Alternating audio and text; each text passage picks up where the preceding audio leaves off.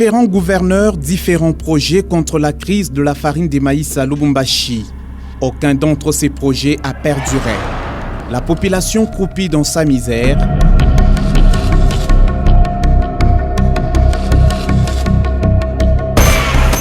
D'abord, Moïse Katumbi Tchapoué, alors gouverneur du Katanga, qui exige aux miniers de créer des champs de plus de 500 hectares pour nourrir la population.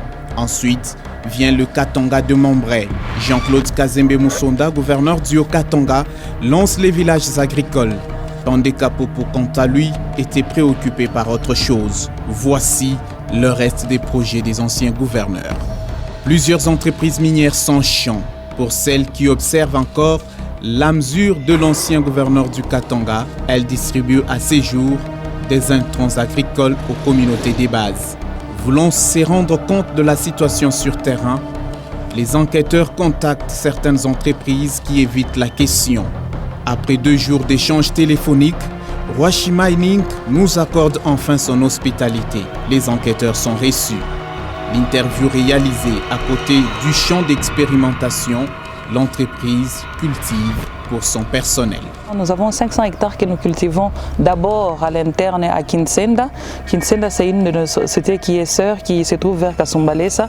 Et c'est ce que nous consommons d'ailleurs comme agents, parce que tous les agents reçoivent la farine chaque mois. Malgré la flambée des prix, nous n'avons pas de problème. Nous avons des stockages assez considérables pour les travailleurs des Rwashi. Pourtant, l'idée de Moïse Katumbi était de nourrir bon nombre de Katangais. Rwashi Mining n'a-t-elle pas failli à sa mission sociétale ou boycotter tout simplement les mesures de la province? Je me rappelle en son temps quand le gouverneur Moïse Katumbi avait pris cette décision de demander aux miniers d'intervenir dans l'agriculture avec comme exigence un minimum de 500 hectares.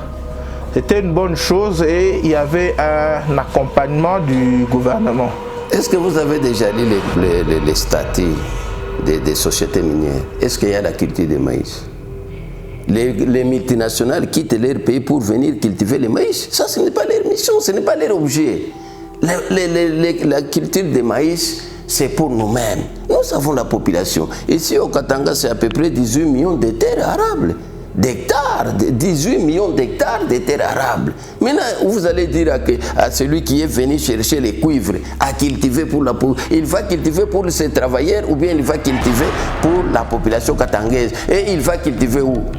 Dans la concession minière, il va cultiver où? Ça, ce n'était pas un projet, c'est tout simplement chercher à avoir de l'argent. Depuis 2010, nous soutenons nos communautés de base.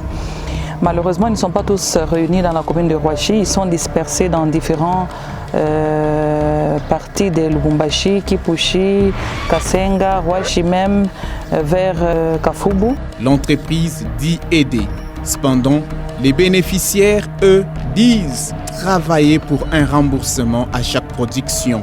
Maman tokolobake tuku oyo tangu bapesa biso kisi eloko oyo eyaki kobebisa makambo ezali mbula ntango totie kisi wana na milona na biso tolonaki mbula ebandaki kobeta ngonga na ngwa sikoyo ebendaki bapuissance nyonso ya kisi makasi ya kisi nyonso ekendeki na mai sikoyo milona mwa ebima bien eza te. Il y a des gens qui viennent avec l'esprit de travail, tout comme il y en a qui viennent avec l'esprit d'aventure. Ce qui compte plus, ce n'est pas le remboursement, ce qui compte plus, c'est l'esprit. Parce que ces gens-là doivent être autonomes. Nous ne leur donnons pas pour qu'ils dépendent tout le temps de Rwashi. Pour un certain temps, nous continuons à les appuyer, mais après un certain temps, il faudrait que ces gens-là soient en mesure de les faire eux-mêmes. C'est pourquoi nous exigeons à ce que ces gens remboursent quelque chose, un pourcentage. Parce qu'on n'est jamais sûr. Vous pouvez donner à quelqu'un et lui revend tout de suite les fertilisants, ou tout comme vous pouvez lui donner et il n'en fait rien. Donc ça, c'est une façon d'obliger les gens à cultiver. Les projets avec les miniers montraient déjà ses failles depuis l'époque des Katumbi au regard du code minier. Cependant, le gouverneur du Katanga, qui avait des relations bilatérales au top avec la Zambie, importait facilement la farine vendue sur place. C'est comme ça qu'il résolvait la crise.